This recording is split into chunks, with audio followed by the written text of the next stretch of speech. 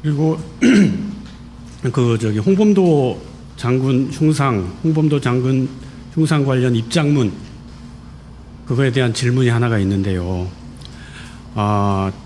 그 국방부가 지난달 28일 입장문을 낼 때 그 국방부 직속의 군사편찬연구소로부터 어떻게 자문도 받고 그렇게 해서 낸 거잖아요.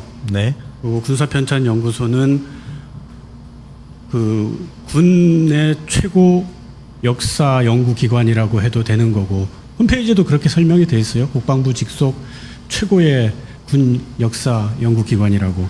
제가 그 문건을 좀 찾았는데, 그러니까 군사편찬연구소가 국방부에 제출한 문건, 아주 최근 문건이에요. 그러니까 지난 정부에서 만든 문건이 아니라 7월 19일, 7월 22일, 7월 24일 세 종류의 문건을 만들어서 국방부에 제출을 했어요. 정책실에 갔습니다.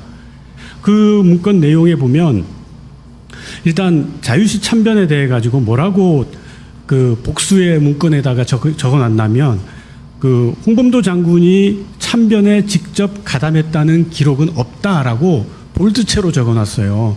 이게 국방부 입장문에는 어떻게 돼 있었냐면 그 자유시 참변과 연관됐다는 의혹이 있다라고 돼 있어요. 그게. 그러니까 좀 시각이 아주 달라요.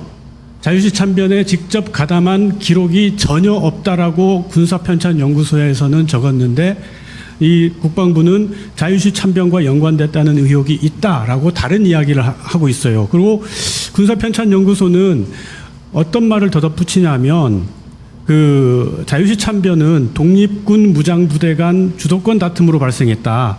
그리고 참변 이후에 홍범도 장군이 재판위원회에 참여한 건 공정한 판결을 위해서라고 평가를 하는 글들을 그 세 가지 문건 중에 두 가지 문건에는 그렇게까지 적어 놓는단 말이에요.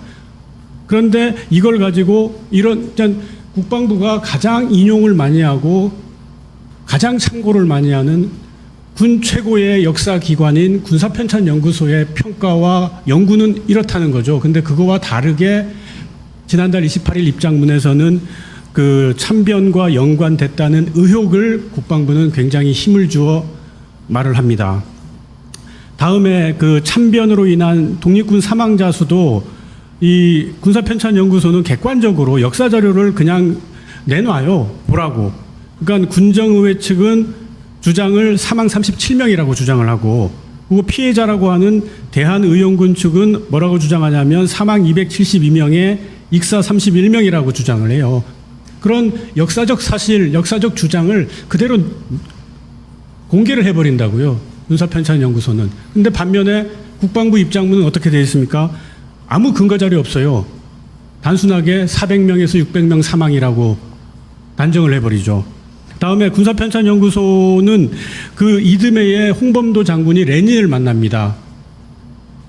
거기서 뭐라고 얘기를 하냐면 홍범도 장군이 조선 해방을 도와달라고 요청을 해요. 레닌한테 간청을 해요. 좀 도와주라고. 그리고 그 전에 자기 예하 부대에 포고문을 내리는데 그 내용도 뭐냐면 소련으로부터 무기와 탄약을 무료로 공급받을 수 있다. 그러니까 우리가 자유시로 가는 거다라고 그 부하들한테 알린다고요. 그런데 국방부 입장문은 그렇게 레닌한테 홍범도 장군이 뭐라고 얘기했고 왜 자유시로 갔고 왜 레닌의 도움이 필요했는지에 대한 설명은 아예 없어요. 단순히 홍 장군이 레닌으로부터 권총과 상금을 받았다. 마치 뇌물을 수수한 것처럼 그렇게 표현해놨다고요. 그래서 문제가 있는 겁니다. 다음에 이 군사편찬연구소의 문건의 결론이 뭐냐면 자유시 참변은 소련의 지원을 받아 항일 무장투쟁을 이어가려는 독립군 간 주도권 경쟁이다 라고 밝히고 나서 그 다음에 홍범도 장군이 사회주의와 관련된 그런 이력은 소련의 지원을 바탕으로 항일 무장투쟁을 지속 전개하기 위한 방략이다 라고 결론을 내립니다. 그러니까 국방부의 입장문과 달라도 너무 달라요. 어떻게 생각하십니까? 이 부분에 대해서. 군사편찬연구소 자료를 확인하고 그 입장을 제가 한번 물어보겠습니다. 보통 정책실에서 주도해서 한 거지 않습니까? 그 입장문 낸 거는.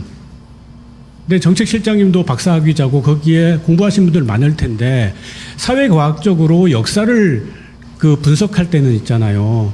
여러 가지 주장이 있고 여러 가지 자료들이 있고 팩트가 있으면 주장은 그 중에서 다수의 의견을 채택해야 되고 소수의 극단적인 의견은 버리는 게 그게 바른 방식이에요. 객관적인 방식이고 팩트나 역사 자료들은 어떻게 그걸 봐야 되느냐.